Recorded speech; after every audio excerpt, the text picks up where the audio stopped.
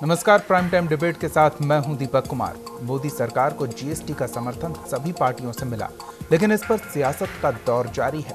हालांकि जीएसटी को अपनाने वाला भारत 161वां देश है और 17 साल से देश में जीएसटी पर घमासान चल रहा था।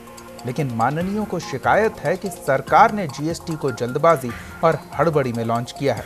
क्या वाकई 17 साल का इंतजार हड़बड़ी होता है? रही बात इस आरोप की कि मोदी सरकार ने लोगों को जीएसटी की जानकारी नहीं दी, तो अगर जीएसटी को लेकर माननीय अनभिज्ञ हैं तो फिर विरोध किस बात का? हालांकि जीएसटी पर जेडीयू बीजेपी का पूरा साथ दे रही है, लेकिन कांग्रेस और आरजेडी ने केंद्र और राज्य सरकार को घेरने की कोशिश की है। यानी जीएसटी पर महागठबंधन में भी फूट की स्थिति बनी हुई है। प्राइम टाइम में इन्हीं तमाम मसलों पर बात करेंगे।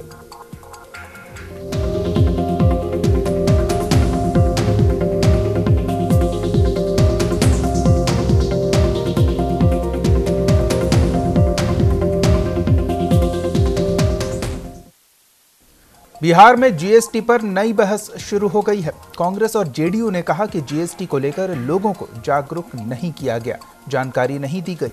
सवाल ये कि जब माननीयों को जीएसटी की एबीसी ही नहीं आती तो विरोध किस बात का?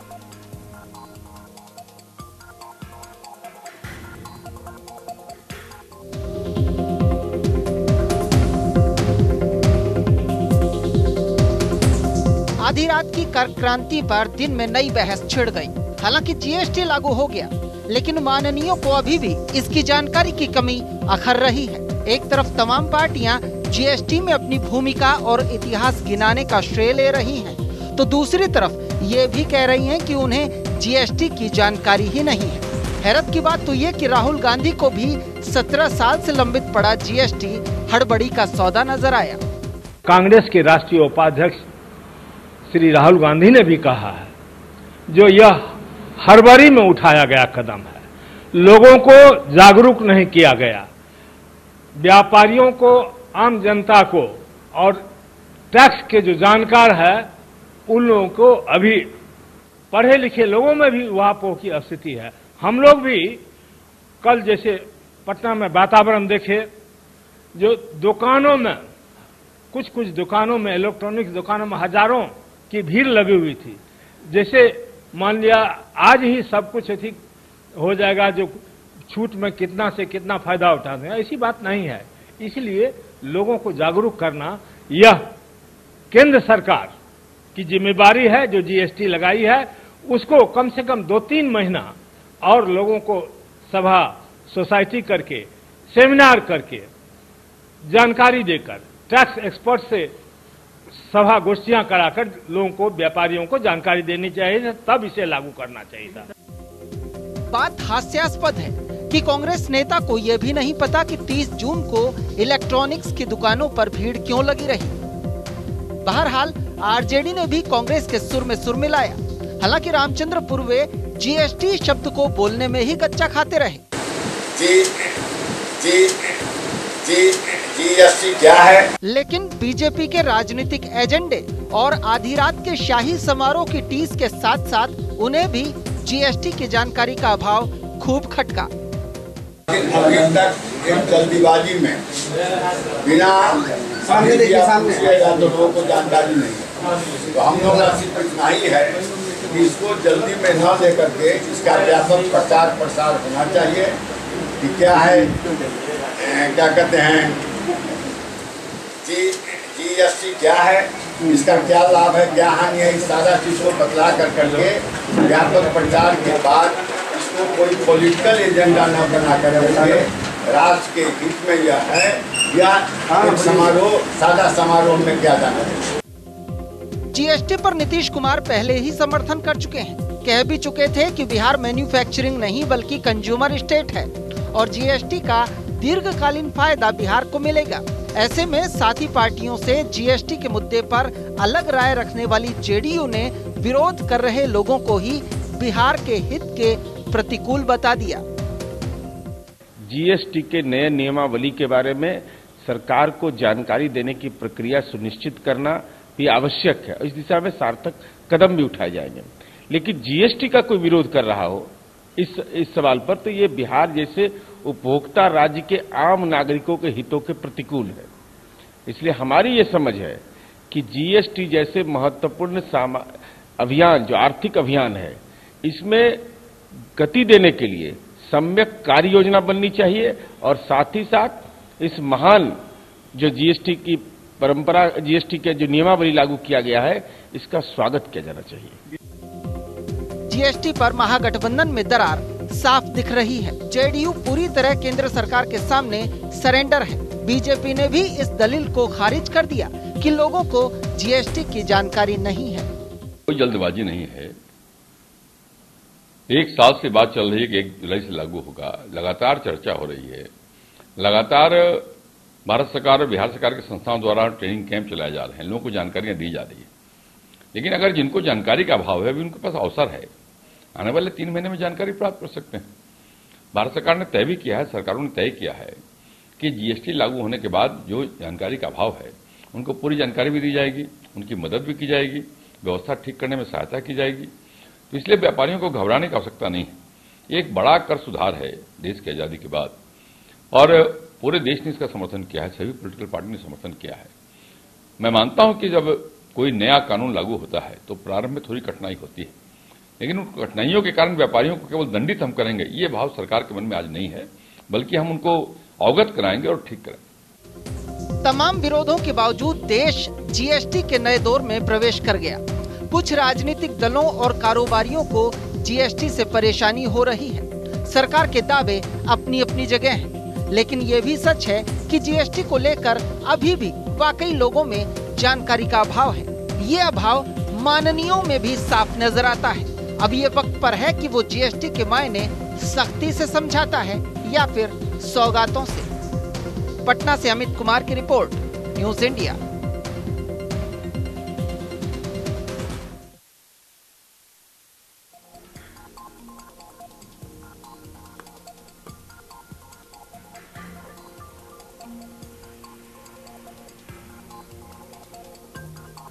इसी मुद्दे पर बात करेंगे। हमारे साथ कुछ मेहमान जुड़े हुए हैं, हम उनसे आपका परिचय करा दें। हमारे साथ कांग्रेस प्रवक्ता सुमन कुमार मलिक जी जुड़े हुए हैं। इसके अलावा आरजेडी नेता आस्तिक शर्मा जुड़े हुए हैं। कुछ और मेहमान भी आगे जुड़ेंगे।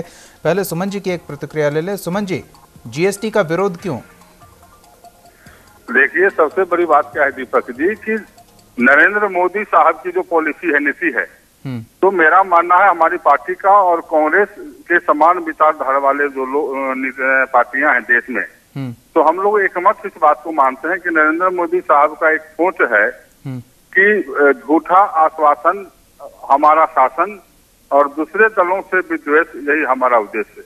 तो ये उनकी नीति है और इन्हीं नीतियों पर नरेंद्र मोदी साहब की सरकार चल रही है। और एक उनके पीछे कुछ कंटा है कि काम हो ना हो लेकिन वाहवाही लूटी जाए। तो जल्दीबाजी में किया गया कोई भी काम शैतान का होता है, ये आम भाषा में एक मुहावरा है। और नरेंद्र मोदी साहब का यही सोच है कि कुछ भी करो, काम हो ना हो, लेकिन सुमन जी, जहां तक मेरी जानकारी है, जिस काम को आप शैतान का काम बता रहे हैं, उस काम को कांग्रेस के कार्यकाल में शुरू किया गया था। नहीं, हमने ये नहीं कहा। ये मेरा कहने का अर्थ ये है कि किसी भी काम का एक समय होता है, उसकी एक जो परिभाषा होती है। लेकिन आनंद फानन में अरे क्या जल्दीबाजी था, जो जून में नहीं था जुलाई में करते, जुलाई नहीं करते अगस्त में करते। नहीं तो जून में हो गया तो क्या दिक्कत है? जुलाई और अगस्त क्यों? मानसून का इंतजार थोड़ी करना था। ऐसा थोड़ी होता है कि बस जीएसटी लागू कर दिए, अब पब्लिक को परेशानी हो रही तो हो रही है, बलैये से सरकार को कोई मतलब नहीं है, ऐसे थोड़ी होता है दीपक जी। अच्छा, पब्लिक को परेशानी हो रही है, अच्छी बात है। आते हैं सुमन जी, थोड़ी और विस्तार से इस पर आपकी जानकारी हम अपने दर्शकों के साथ साझा करेंगे। आस्तिक जी, किस वजह से जीएसटी का विरोध? देखिए, मोदी जी का एक नारा है, अपना काम बनता भाड़ में जाए जनता। अच्छा, ये कब सुना आपने? जी, ये कब सुना? यही नारा वास्तविकता है इनके तमाम कार्यक्रमों। नहीं, आप बताइए, आपने ये नारा कब सुना? मुझसे चूक हो गई ये नारा सुनने में। नहीं, मैं कह रहा हूँ नहीं, आपके कहने से आप कह रहे हैं कि मोदी जी का नारा है, मोदी जी के काफी नारे हैं, आपने ये नारा कब सुना ये बताइए पहले। नहीं, बिहार की जनता ये बात बोल रही है। अच्छा, तो ऐसे बोलना चाहिए था ना। नहीं, बोलिए ना, बिहार की जनता बोल रही है नोटबंदी हुई, लोगों को कितनी परेशानियां हुई, फायदा क्या हुआ केंद्र सरकार को, भारत को? अच्छा, काला धन आया? नहीं आया। जितने 2 नंबर का नोट था सारा जमा हो गया। फिर कहाँ क्यों नोटबंदी, उसके बारे कितना देश का नोटबंदी तो बीत गया, अब जो समस्या होनी थी हो चुकी है, अब जीएसटी पे आइए। अभी मैं आपको बता रहा हूँ, जीएसटी का मामला है। अभी पूरे देश में जो कारोबारी है इसके बारे में ठीक से समझ नहीं रहा है, उतना उनके पास अपरेटस नहीं है। ये जितने कारोबार करने वाले हैं उनको अब एक अकाउंटेंट रखना पड़ेगा, सारा बिल का ट्रांजैक्शन वो अपने कंप्यूटर में मेल करेंगे, कहाँ कौन टैक्स दिया, कहाँ से कौन लिया, कहाँ से कौन लिया। इसमें भारत कृषि प्रधान देश है। अब किसान कहीं से सामान लाया, उसका बिल लाया, कितना प्रॉब्लम होगा आने वाले 6 महीना साल भर में पूरे देश में। ये तो पहली बार सुनने में आ रहा है आस्तिक शर्मा जी कि अगर कोई व्यक्ति बिल लेकर सामान लेता है तो उसमें भी उसे समस्या आती है। नहीं, आस्तिक जी आते हैं आपके पास, हमारे साथ कुछ और मेहमान जुड़े हुए हैं, उन्हें भी तो वक्त देना होगा। हमारे साथ जेडीयू नेता सैयद अफजल अब्बास साहब जुड़े हुए हैं, साथ ही बीजेपी नेता संजय टाइगर जी भी जुड़े हुए हैं। एक एक कर दोनों की प्रतिक्रिया भी लेंगे। दोनों का बहुत बहुत स्वागत है। अफजल साहब, जीएसटी, बिहार कंज्यूमर स्टेट है, आप मान रहे हैं, आपकी सरकार मान रही है, लेकिन आपके सहयोगी नहीं मान रहे हैं कि जीएसटी इस देश के लिए, सूबे के लिए लाभदायक होगा। आखिर कहां समस्या आ रही है? देखिए, सबसे बड़ी बात है कि हमारी पार्टी ने पहले समर्थन दिया, हमारी नहीं सबके एफर्ट से।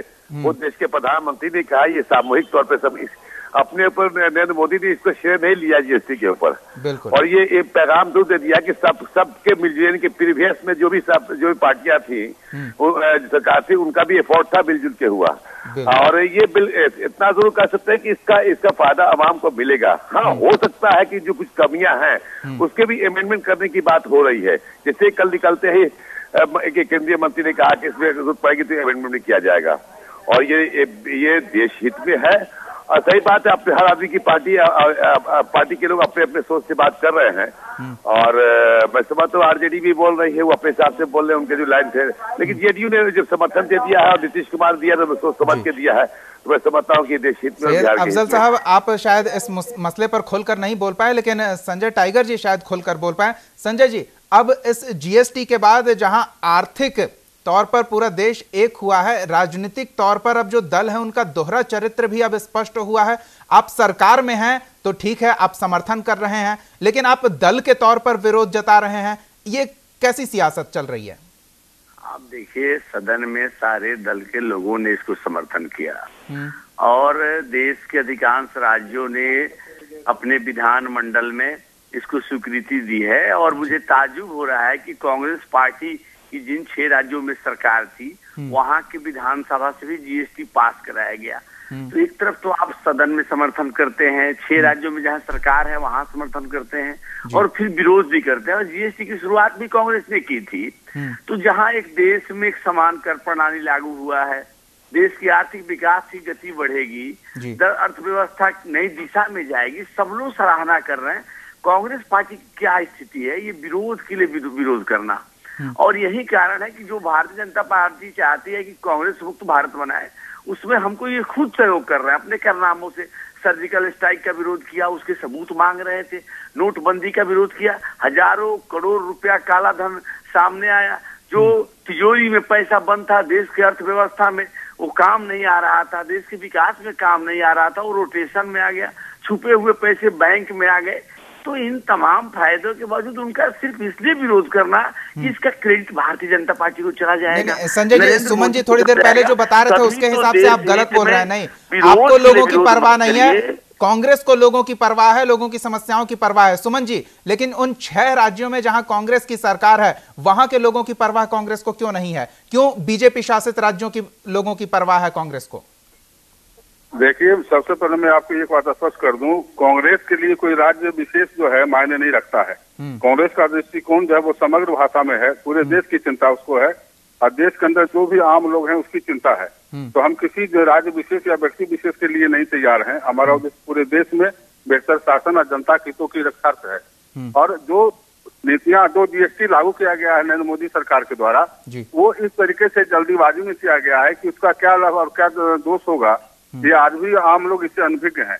तो जब तक जनता को पूरी जानकारी आप देंगे नहीं, ये समझाएंगे इससे पहले जो पिछली सरकारों ने टैक्स को लेकर कदम उठाए थे, उसके बारे में लोगों को कितना जागरूक किया था पिछली सरकारों ने? आम लोगों को उन टैक्स के प्रावधानों के बारे में कितनी समझ दी गई थी? हमारी सरकार ने या पूर्ववर्ती मनमोहन सरकार ने, कांग्रेस सरकार ने जो भी जो योजनाएं देश के सामने लाने का काम किया, जब भी तो पहले देश को उसको बतलाने का काम किया, देश के आम लोगों को उसके विषय में जानकारी दी, तब उसको लागू किया गया। ये अलग बात है कि जब कांग्रेस सरकार जीएसटी लाना चाह रही थी, यही भाजपा नेता विरोध कर रहे थे, नरेंद्र मोदी साहब विरोध कर रहे थे। आप इस वजह से विरोध कर रहे हैं क्या? नहीं, हम तो कहीं विरोधी नहीं कर रहे हैं। हमारा तो दृष्टिकोण है, नोटबंदी हो या जन योजना हो या जैसे जीएसटी हो, हमारा विरोध सिर्फ इसलिए होता है कि देश को विश्वास मिले कि आप कोई भी योजना लागू कीजिए। लेकिन देश के तमाम जनप्रतिनिधियों को विश्वास में लिया गया था, अब हर एक व्यक्ति से तो पूछा नहीं जा सकता है। हमारी व्यवस्था कुछ ऐसी ही है कि हम जनहित में किया गया कोई भी काम जी अगर लागू होता है तो हम उसका समर्थन करते हैं, क्योंकि हमारी सुमन जी, तो हर एक सांसद को इसके लिए दोषी ठहराइए ना, हर एक सांसद को इसके लिए दोषी ठहराइए जिन्होंने इसके खिलाफ आवाज नहीं उठाई।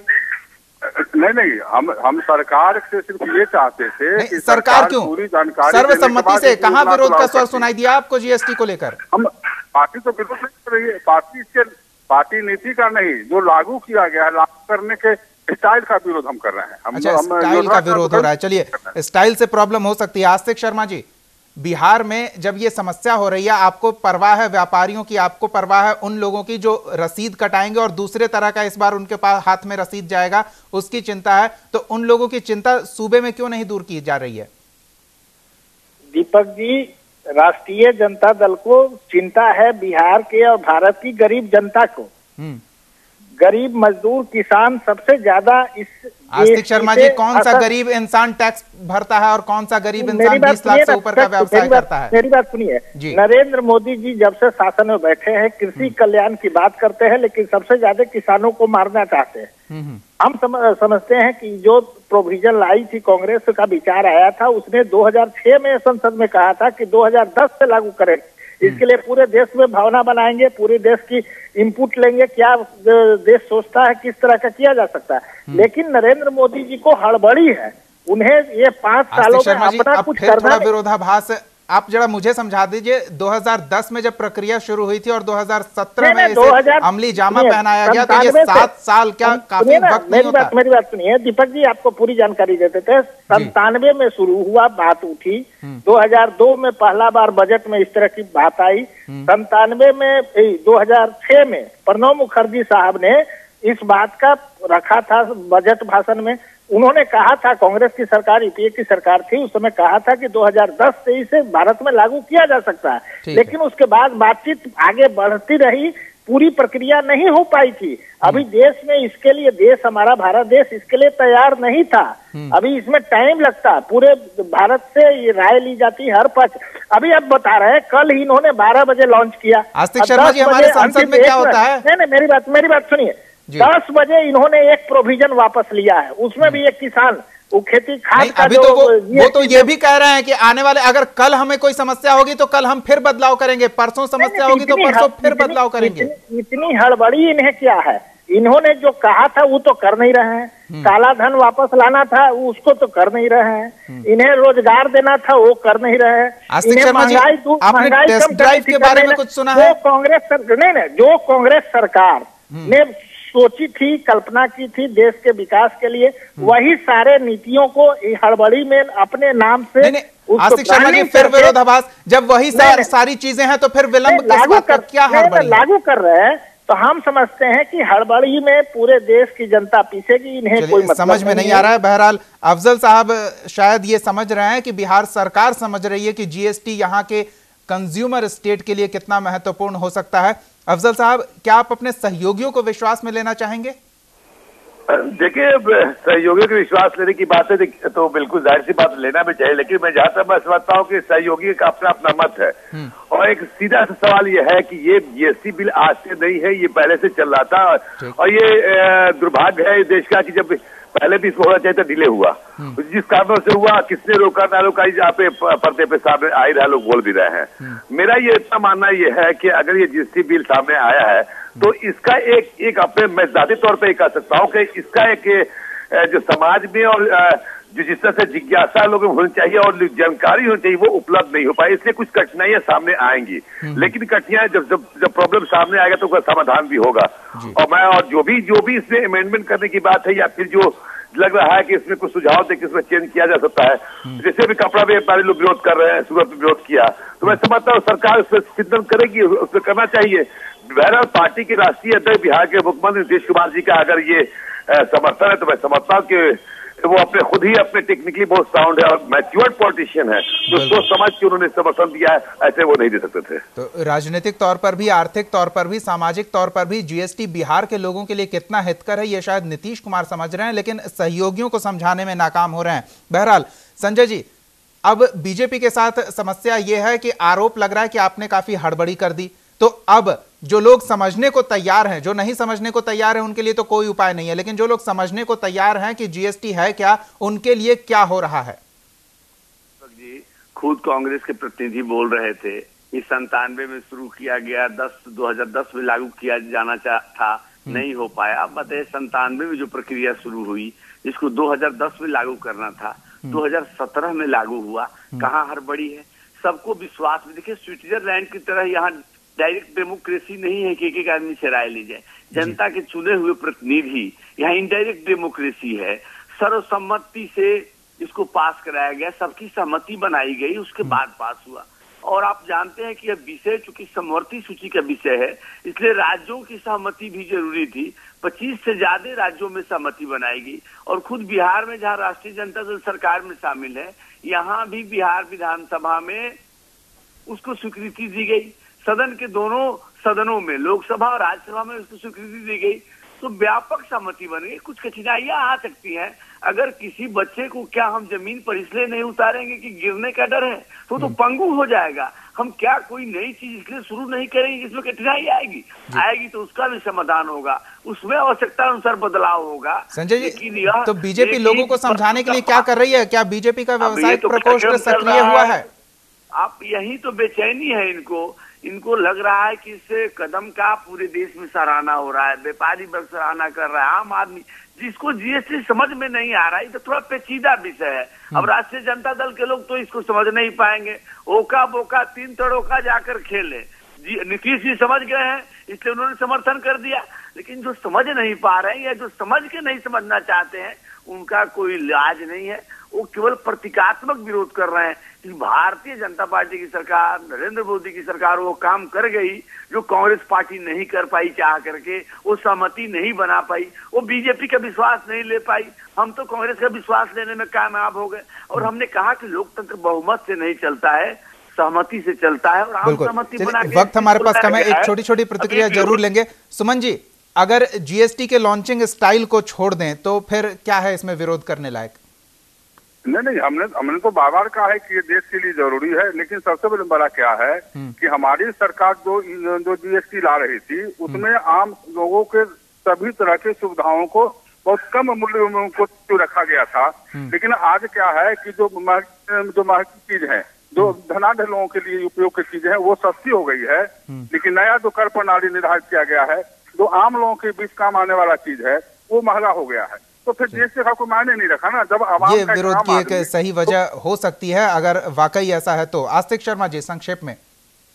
मेरा है कि जो टैक्स स्लैब इसमें जीएसटी में लाया गया है, उसमें किसान, मजदूर, गरीब जनता को दूर करना चाहिए था, उसे कमोडिटी को टैक्स दायरे से बाहर रखना चाहिए था। खास तौर पर सबसे मूल बात है कि कृषि को जीएसटी से बिल्कुल ही अलग रखना चाहिए था, लेकिन अब कृषि को, उत्पाद को अलग रखा गया है, लेकिन किसान को जो जरूरत है सारे टैक्स में 18% से 28%। आस्तिक शर्मा जी, जैसे इस बाबत आपत्तियां दर्ज कराई गई है, कुछ ऐसे प्रोडक्ट हैं जो 18% से 15% पे ला दिए गए हैं, 15% से 5% पे ला दिए गए हैं, और आने वाले वक्त में इस तरह की अगर आपत्तियां मिलती रहे तो उम्मीद की जा सकती है कि उसमें भी सुधार होगा।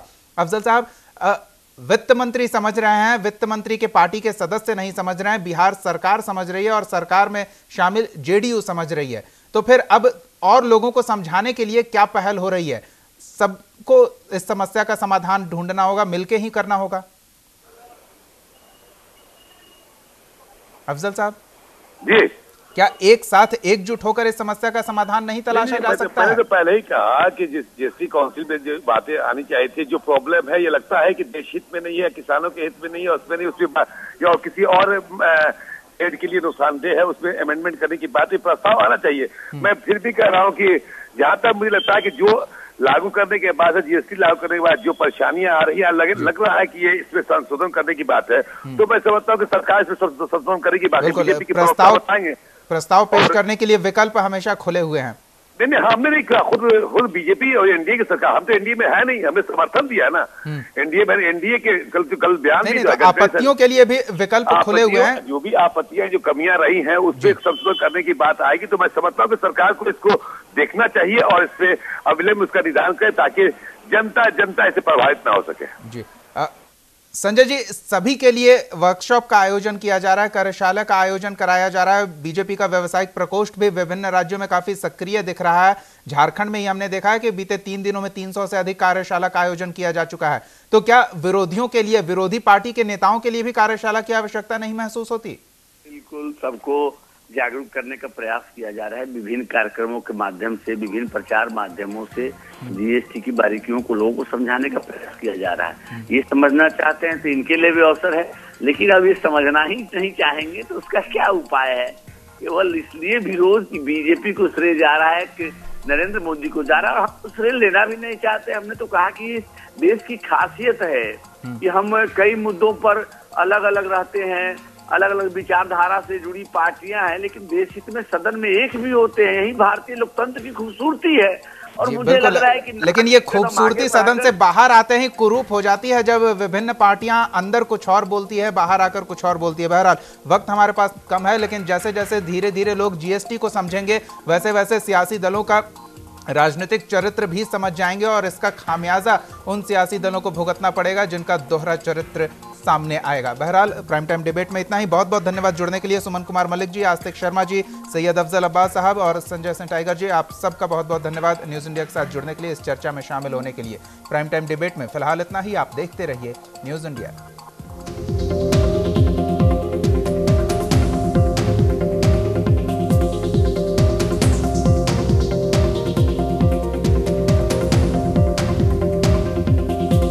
आप हमारे चैनल को YouTube पर सब्सक्राइब कर सकते हैं न्यूज़ इंडिया निम्स पर। इसके अलावा आप ट्विटर पर भी हमें न्यूज़ इंडिया 17 पर फॉलो कर सकते हैं। फेसबुक पर आप newsindia.nimsUnai पर हमें लाइक कर सकते हैं।